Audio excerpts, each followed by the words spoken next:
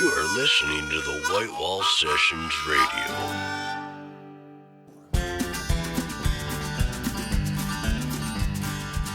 Welcome to the White Wall Sessions Radio. I'm your host, Dan Schaefer. On tonight's show, part 2 of American Feedbag, Dead Larry, and Steep Canyon Rangers. Find us on Facebook, Instagram, YouTube, and Twitter by searching the White Wall Sessions. We are now accepting submissions for Season 8. To apply, visit whitewallsessions.com/appear. The White Wall Sessions would like to thank these fine sponsors for their support. Last Stop CD Shop, Bell Incorporated, Workplace IT Management, Ben's Brewing Company, Screenflare, J. Rick Music, The Pink Moon Room, Minuteman Press, and South Dakota Friends of Traditional Music.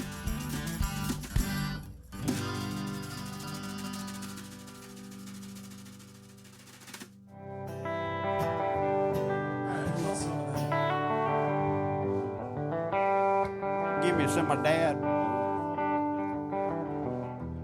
Traveling from Madison, Wisconsin, American Feedbag joined us for Season 7 in early April.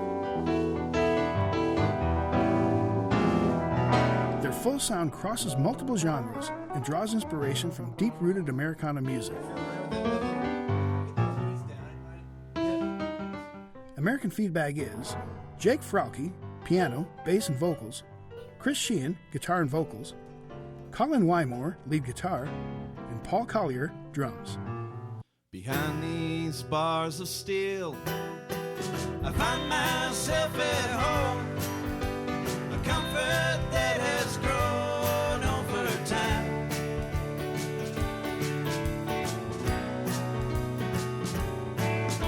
For in my youthful days, abandoned and afraid, the only avenue I had was crime. On the outside, God willing, I won't die. Gonna find myself back in Montgomery. This heart of mine needs a reason to survive.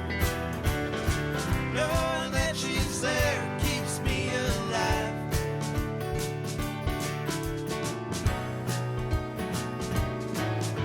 Well, I accept my fate. I only accept it's true. There's nothing left that I can do but wait.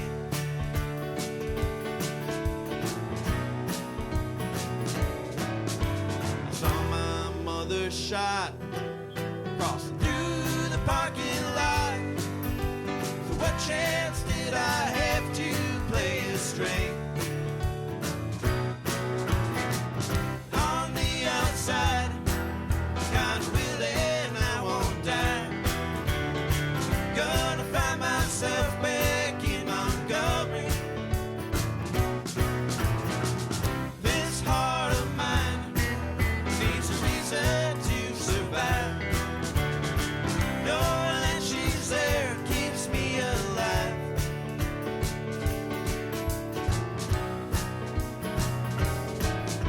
Well, some folks have regrets and work themselves to shame, but it's a fool's game to carry on.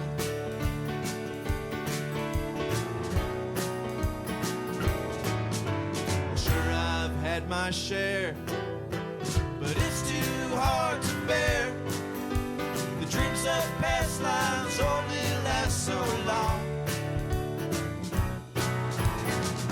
On the outside, God willing, I won't die. Gonna find myself back in Montgomery. This heart of mine needs a reason to survive.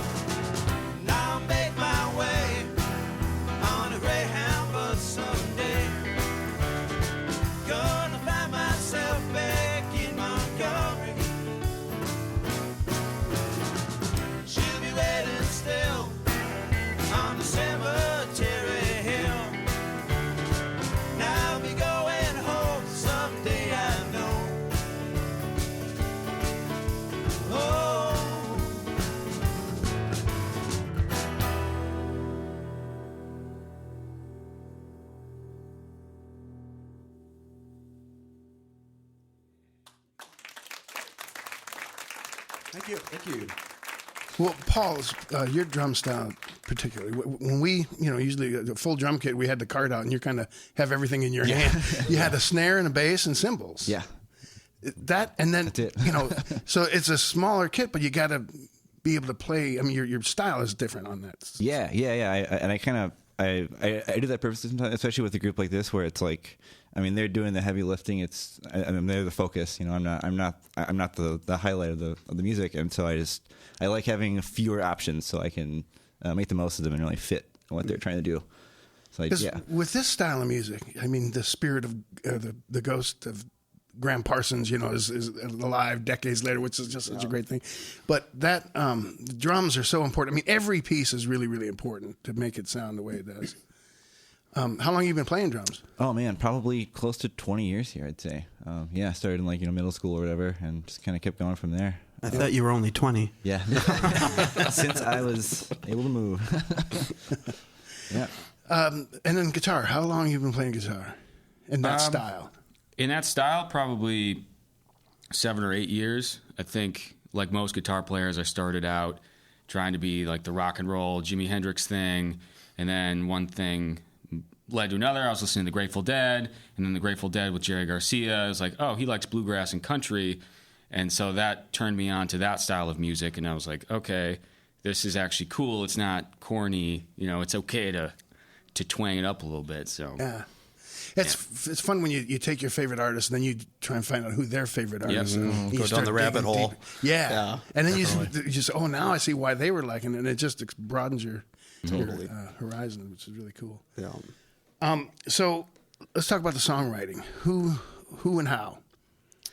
Kind of share duties. Yeah, we kind of each bring songs to the table. Like we're fans of each other's songs, Right.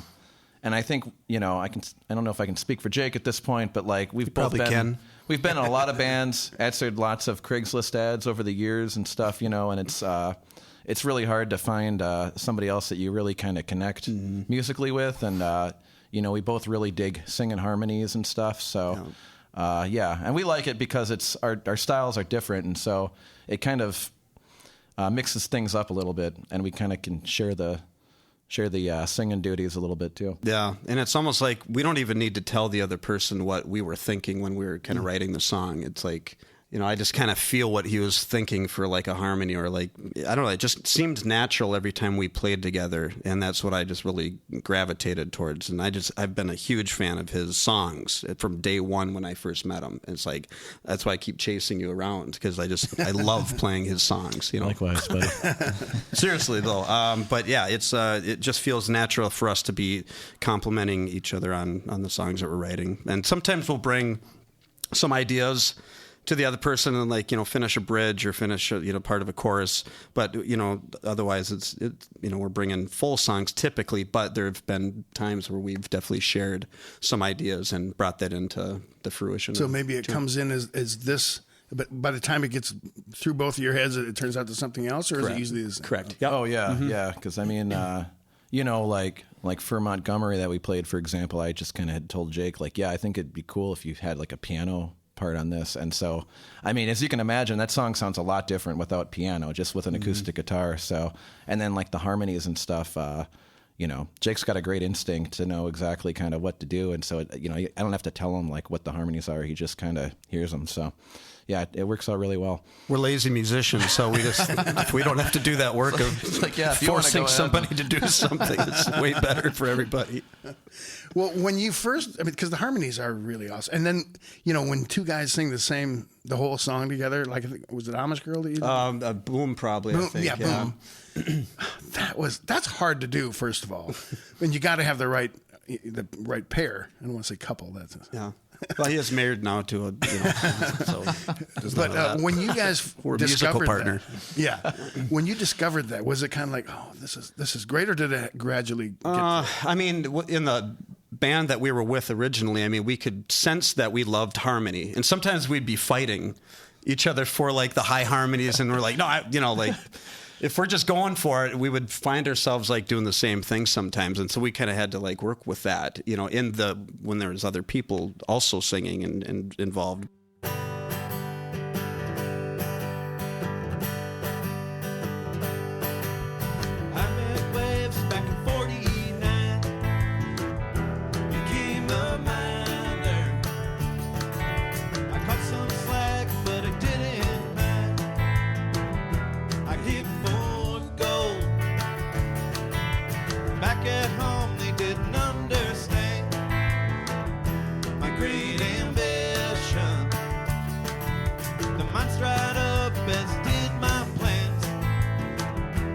hit the road, working on the rails in the desert sun. Central and the Union gonna make that run. Push, little baby, keep a laying them lines. My whole life is a ways behind me. Sacramento's where I learned to drive. My body rattled, moving west into no man's land. Darkness grew. I took the job just to stay alive. It was a battle. I shook the hands of some soulless eyes and joined the crew, working on the rails in the desert sun. Central and the Union gonna make that run. Push, little baby, keep a laying them lines. My whole life is a ways behind me. Cold coke and dynamite smoke hit the Sierras in July. Keep it moving, so I gotta get the job done. If we heal this winter, we'll die. And these fools won't even bat an eye. Oh, group of us from the eastern lands, we came together. We had language and we had our plans. We had our roots. We paid dearly for the sins they saw. They paid us little, beaten, robbed, and a broken jaw. We worked for brutes, working on the rails in the desert sun. Central and the Union gonna make that run. Push, little baby, keep a laying them lines. My whole life is a ways behind me. We marched on and the pace grew fast. It grew momentum. The cities traded in for working camps. As we passed through, hitting rocks, we found mountain blocks. We were surrounded. My friend died right before my eyes. Explosives blew, working on the rails in the desert sun. Central and the Union gonna make them run. Push, little baby, keep a laying them lines. My whole life is a ways behind me.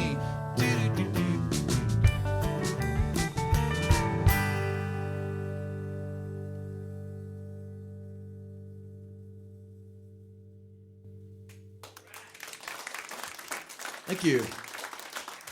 Coming up after the break, Dead Larry.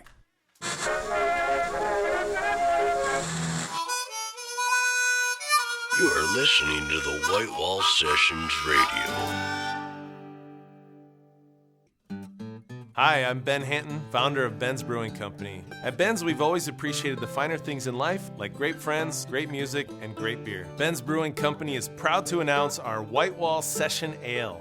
This light pale ale is sourced from the finest local ingredients and pairs exceptionally well with great friends and great music. Enjoy responsibly. Ben's Brewing Company, Yankton, South Dakota.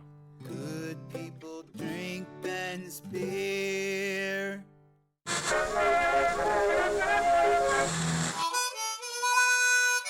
You are listening to the White Wall Sessions Radio.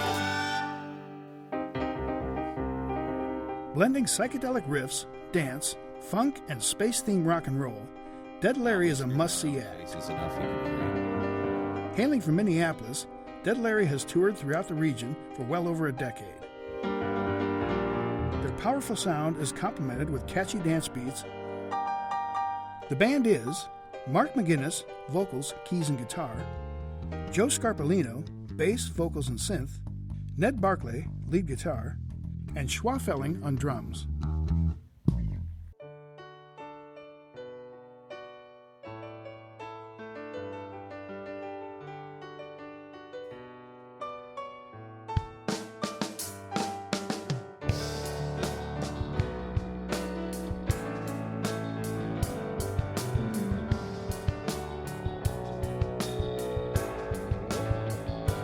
Baby, we've got the rest of our lives to worry about the end. And then we'll have the rest of our lives, and we can worry about it then. And if you fall off the edge of the world, well, then I'll fall with you myself. And if we fall for the rest of our lives, we'll meet the bottom when we're done.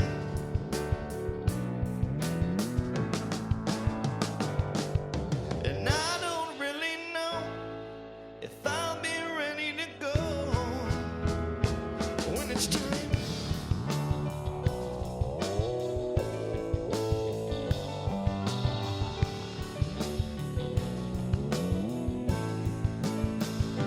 Don't you know that the rest of our lives is waiting just ahead? I'll stay awake for the rest of my life, 'cause I can sleep when I'm dead. And those you love, they will turn into dust. You're gonna mix with them someday.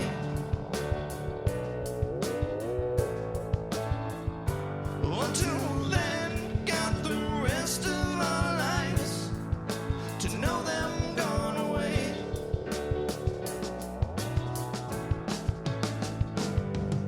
And I don't really know if I'll be ready to go when it's time.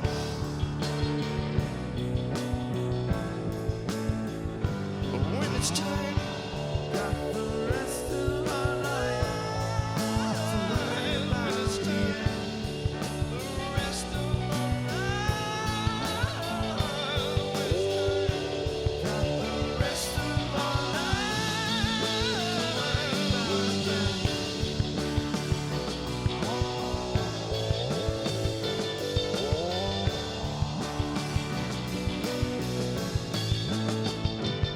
And though I try to do my best, I could really use a rest.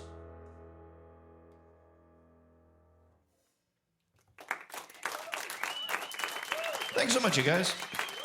How do these songs start? Who usually brings them in?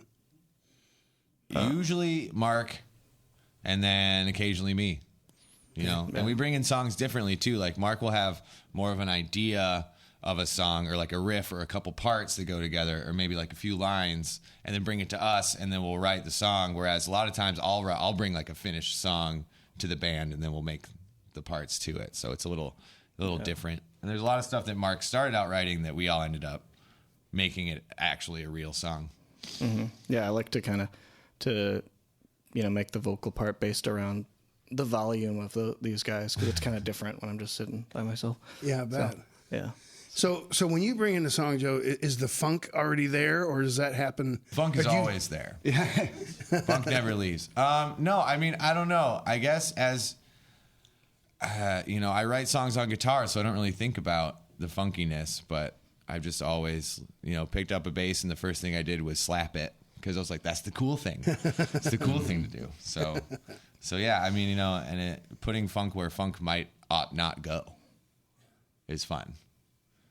That's cool. So, Mark, what about you? Do you hear the finished product, or do you just sort of hear the structure when you're bringing it up? I definitely will have an idea, because I'll usually come to these guys and I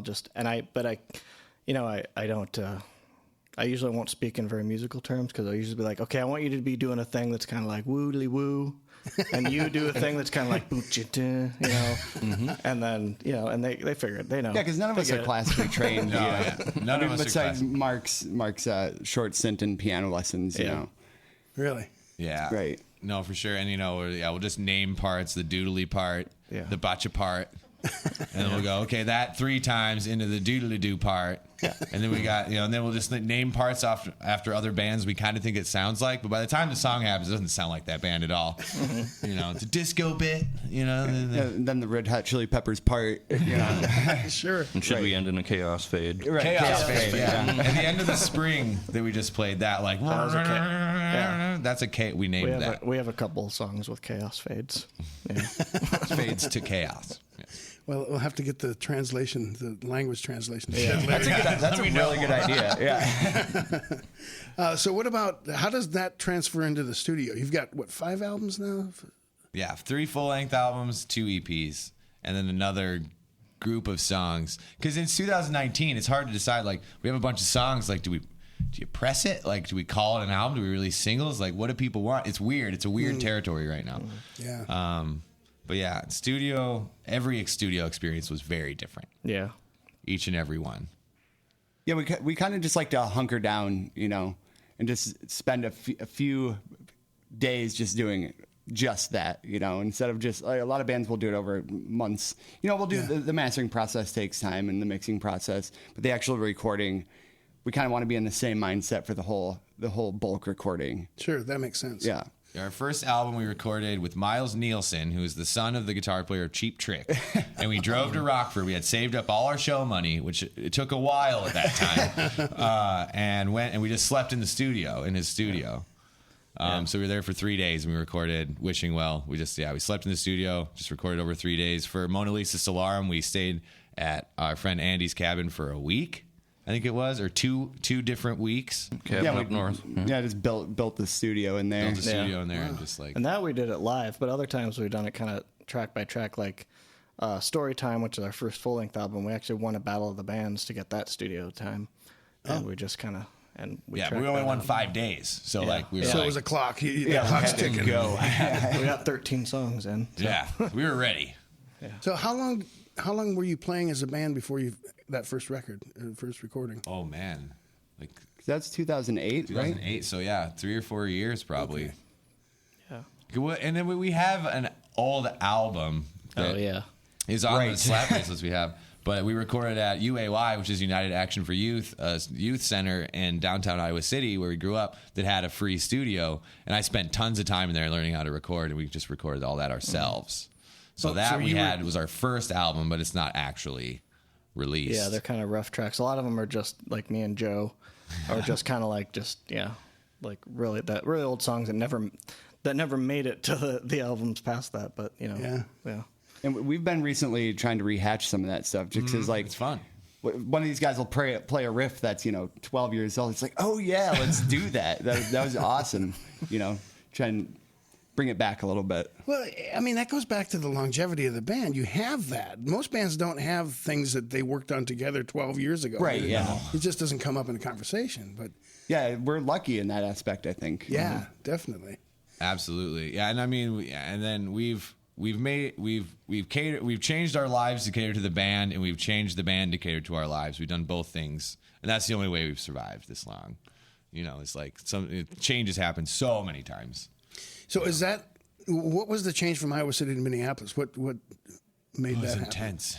Very intense. Yeah, because we're all moving together. But we'd been playing up here, and we'd been playing Harmony Park, in Minnesota, and also my dad lived in Minnesota as well, so I had family up there. So, but yeah, all moving together was a big thing. There's like 6 people. Like 1,007 cats. Yeah, a couple dogs. All our girlfriends and cats too. Yeah. We got everything up in our band van and 1 U-Haul trailer. Yeah, really, amazingly. Yeah. Your whole life fits in a band van, and not anymore. When I was 22, 23. Yeah, it did. Yeah. Yeah. And why move to Minneapolis? For just to be somewhere where music was more prominent. It was happening, you know. Yeah, Iowa City is a Big Ten college school. There's a music scene, but it's like this like factory of people coming in, people coming out. You know, it's just the music is there, but it always felt like it was just kind of like we weren't in a scene.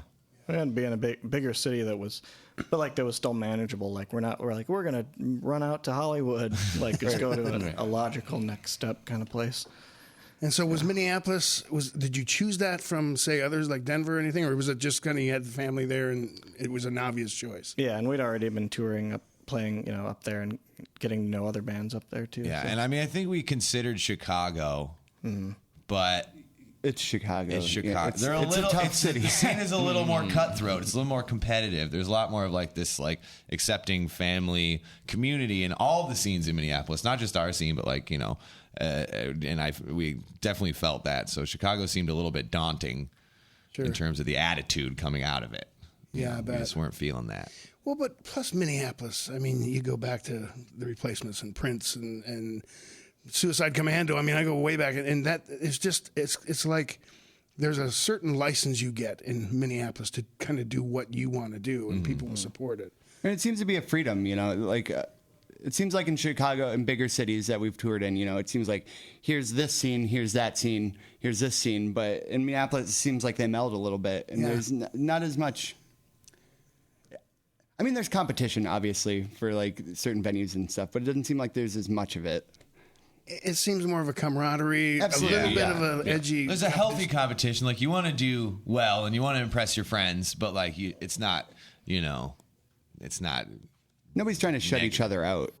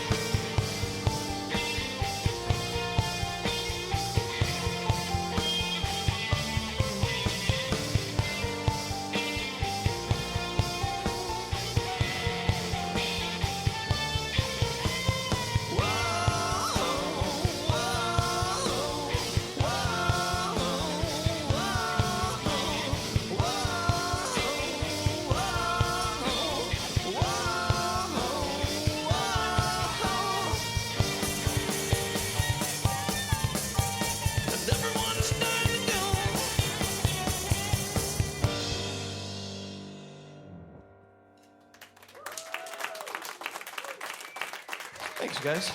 Coming up after the break, Steep Canyon Rangers. All right.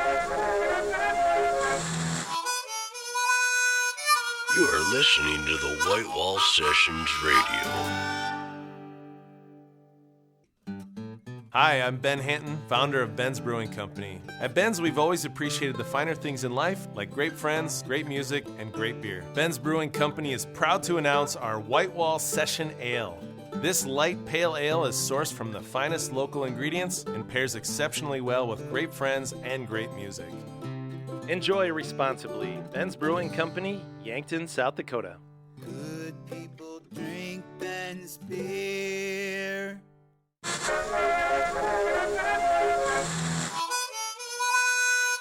You are listening to the White Wall Sessions Radio. Check 1, 2. While in Sioux Falls to back up Steve Martin and Martin Short, world-class musicians Steep Canyon Rangers made an unforgettable visit to a packed White Wall studio. Let's play a little something, sing a little bit. Sure. The Grammy-winning bluegrass artist from North Carolina put on a spectacle with heartfelt licks and unforgettable compositions. Feels like we have bass right here. Steep Canyon Rangers are Michael Gugino, vocals, mandolin and mandola, Woody Platt, vocals and guitar, Nikki Sanders, vocals and fiddle, Graham Sharp, vocals, banjo and guitar, and Barrett Smith, vocals and bass.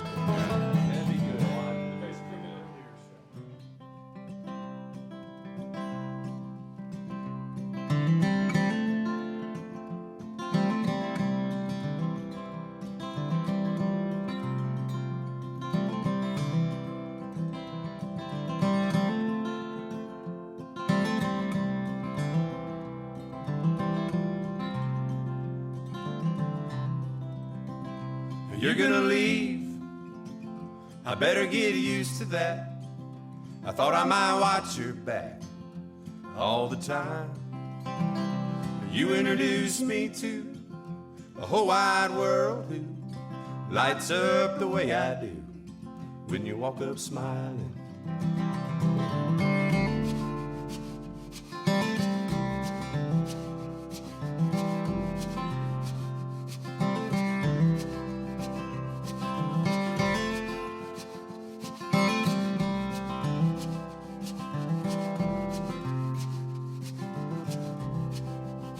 Open me right up, find the joy of way too much, find the pain of never enough, dancing their dance, arm in arm, circling around this room, like the sun chasing the moon, yeah, you open me up, I'm in my bare feet, standing in the clover, got you buzzing around my head, I don't care if I get stung for a little bit of honey on my tongue, for a little bit of honey on my tongue.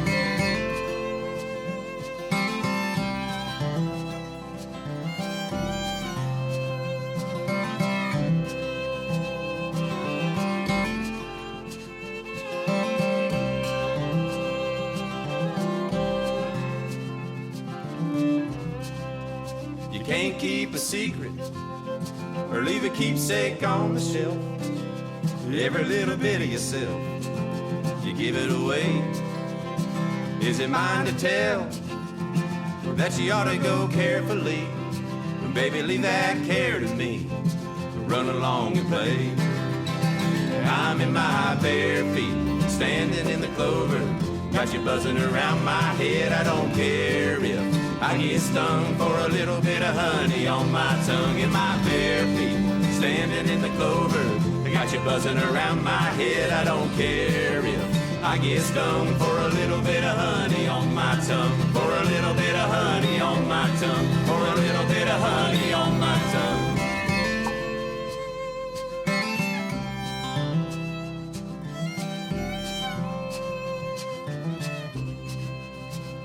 You're gonna leave, I better get used to that. I thought I might watch your back all the time.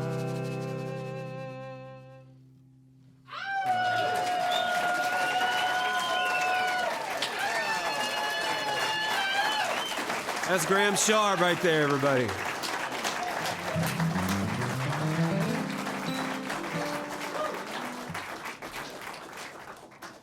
do a couple more songs for you folks, so we'll real quickly introduce the band to you.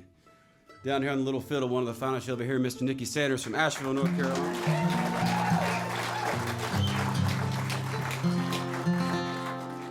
Playing the mandolin, the mandola, singing for you from Brevard, North Carolina, that's Mike Gugino.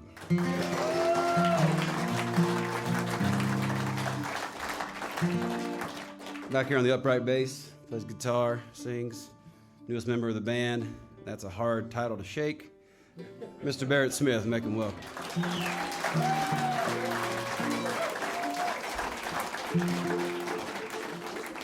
Playing guitar, playing banjo, writing almost every song we're playing for you folks. Graham Sharp right here. And on the guitar and singing a lot of the lead vocals, Mr. Woody Platt.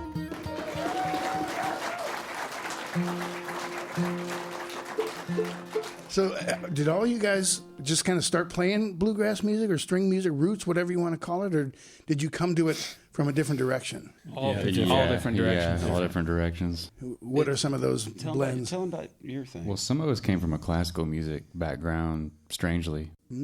Nicky, studying in San Francisco, was a gifted young violinist who then went to a school that was, this is the short story. He learned other things very well, very quickly. Out of this. Thank you, Barrett, for being biographer. I would like to also mention that Barrett is a Taiwanese finger-picking champion. Really? He won the award when he was there. So we all have different little things, places that we came from. Yeah, Mike and I we both studied classical guitar and like in a conservatory, university setting. But we always liked the traditional music, Sure. And just kind of fell into it eventually. It was more of a social, for me anyway, it was more of a social. I mean, the classical music world wasn't like everybody was partying and playing Bach. It was more like you were just playing Bach, without the partying part of it, which wasn't as cool as what everybody else was doing to me. So, Barrett, you missed out on my college Bach parties. Did you say Bach or block? Bach. Oh, Bach, we have a block party, actually. And these two guys here have a traditional Italian group, and they play often. A couple times a month. Yeah. No kidding. That's fantastic. So, how long has this lineup been together then? Well, Barrett's only been with the band for going on a year and a half. But the story with Barrett is that he was in our circle when we were starting the band, but he was playing Bach and we were playing bluegrass. And so when we started the band in college, he was right there as one of our best friends. And so 18 years into this band, a lot of miles later, the stars aligned and he was available, and we were making a big decision to make a change in our bass situation. And he he wasn't really even playing a lot of bass, but we wanted a person that we were close with. But Nicky's been with us 15 years. 15 years. And Mike and Graham and I started the band about 19 or 20 years ago. Yeah.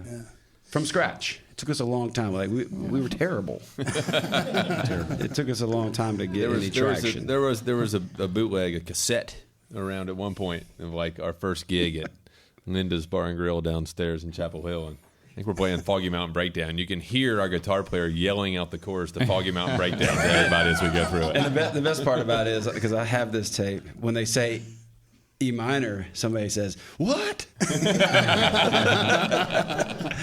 But it was packed because we'd been in college for 4 years. We had so many friends, and it was sort of a novelty. We were playing bluegrass. Yeah, I'm remembering now that in all the years of y'all being a band together and me watching and enjoying y'all, I remember often telling people, yeah, they pretty much decided to join a band kind of before they could play the instruments, which is a little bit true. So true, isn't it? I mean, that's kind of how it happened. We learned on stage. Yep. You had the name and the poster already. Now you just got to be the band, right? Yeah. We had some false confidence. Yeah, well, I mean, it was it was a living room situation, and I mean, there was nothing.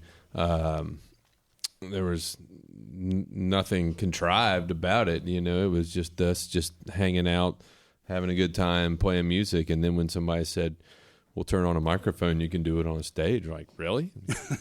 Sure. Okay. You can try that. You can make tens of dollars. Yeah, we'll give you a year. Free chili cheese fries.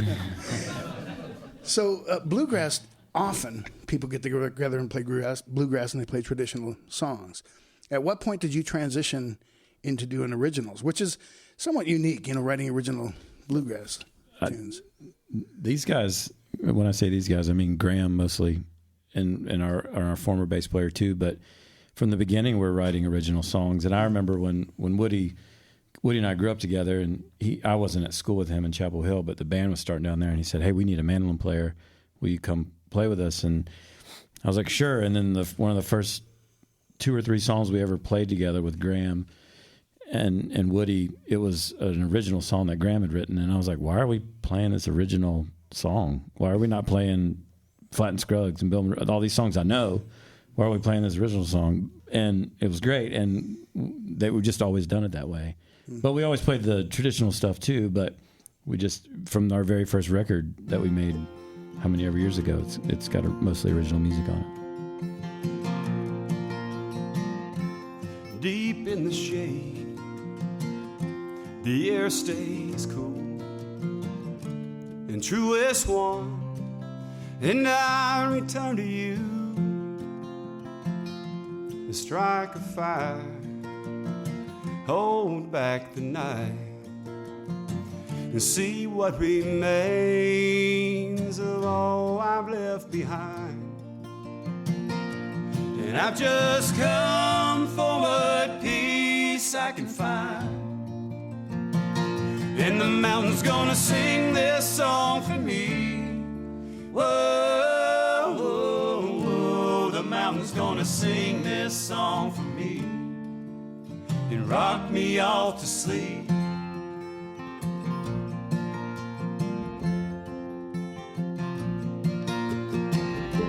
And all the stories that she did tell,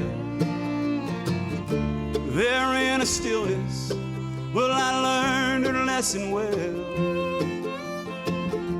In words forgotten, forever pure, names unspoken and gone forevermore. And I have nothing left to lay upon her door, and the mountain's gonna sing this song for me. Whoa, whoa, whoa, the mountain's gonna sing this song for me and rock me off to sleep.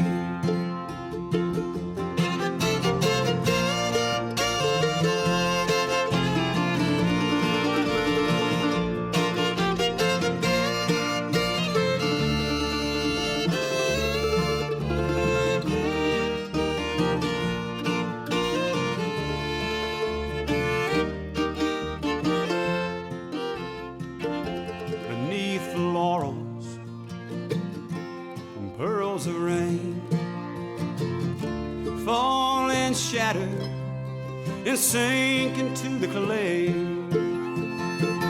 Wash away these hills, wash away the dawn, and somehow there's still the strength to carry on. The spirit ever lingers in a song, and the mountain's gonna sing this song for me. Whoa, whoa, whoa, the mountain's gonna sing this song for me and rock me off to sleep. And the mountain's gonna sing this song for me. Whoa, whoa, whoa, the mountain's gonna sing this song for me.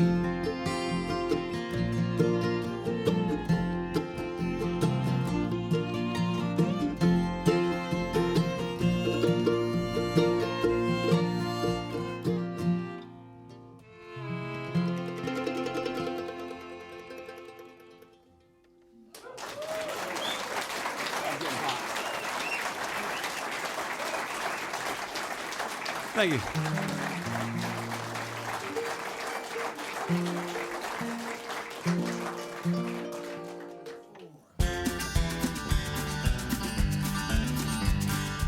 White Wall Sessions is recorded at Last Stop Studios in Sioux Falls, South Dakota, and is produced by Spectrum Films Incorporated. Executive producers are Jeff Zuger, Doug Taylor, Greggy Johnson, and Jay Fishback. Head of broadcast is Dave Palmer. Associate producer is Mike Yeager. The White Wall Sessions Radio is produced and edited by Jeff Zuger. Audio recording and mixing by Carl Koiser, Kevin Phipps, and Dave Palmer. Scheduling and artist relations, Tom Eisner. I'm your host, Dan Schaefer. Join us next week, same time, same station.